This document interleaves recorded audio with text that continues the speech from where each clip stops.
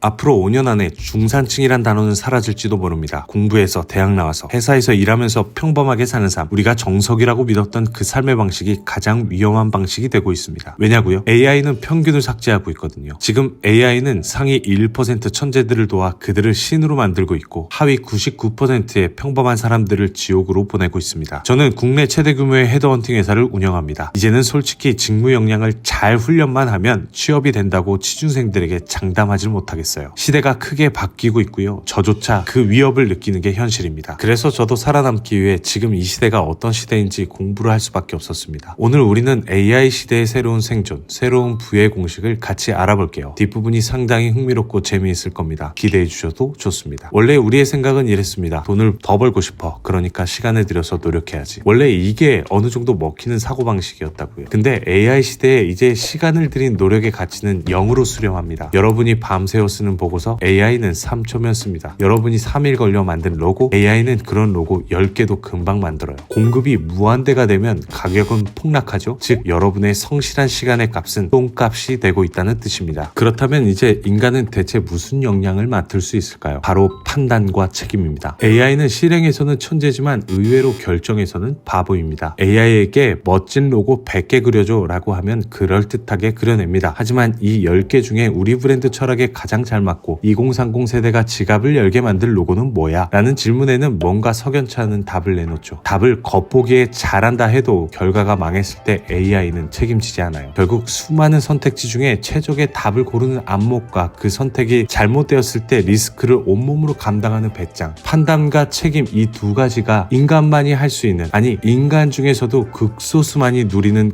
고부가가치 영역이 될 겁니다. 제가 왜 굳이 이런 살벌한 이야기를 꺼냈을까요? 여러분께 공포심을 주려고? 아니요, 오히려 그 반대입니다. 지금이 바로 역사상 가장 거대한 신분 상승의 기회일 수 있기 때문입니다. 지금까지 전문가라고 불렸던 사람들, 남들보다 정보를 많이 외우고 있거나 복잡한 도구를 다룰 줄 아는 사람들이었습니다. 변호사는 법전을 외우고, 개발자는 복잡한 코드를 알고, 디자이너는 포토샵 방법을 알았죠. 그런데 이제 챗GPT가 법전을 더 잘 알고 코드를 더 빨리 짜고 미드저니가 그림을 더 잘 그립니다. 이 말은 무슨 뜻일까요? 기존의 기득권들이 가지고 있었던 지식의 독점이 무너지고 있다는 뜻입니다. 미래를 나오지 않아도 상상력만 있다면 세계적인 일러스트레이터급의 그림을 뽑아낼 수 있습니다. 직원 한 명 없이도 기획만 있다면 AI 에이전트를 고용해서 서비스를 만들고 마케팅을 돌릴 수 있습니다. 즉 도구의 평등이 찾아온 시대죠. 무기가 전부 평등해졌다면 이제 승부는 어디서 갈릴까요? 바로 싸우는 놈의 그릇에서 갈립니다. AI가 결과물을 내었을 때 판단하는 눈이 있는가? 그 결과를 책임질 깜냥이 되는가? 이런 역할만 인간이 할 수 있는 거죠. 그래서 우리는 전략을 완전히 수정해야 합니다. 지금까지 우리는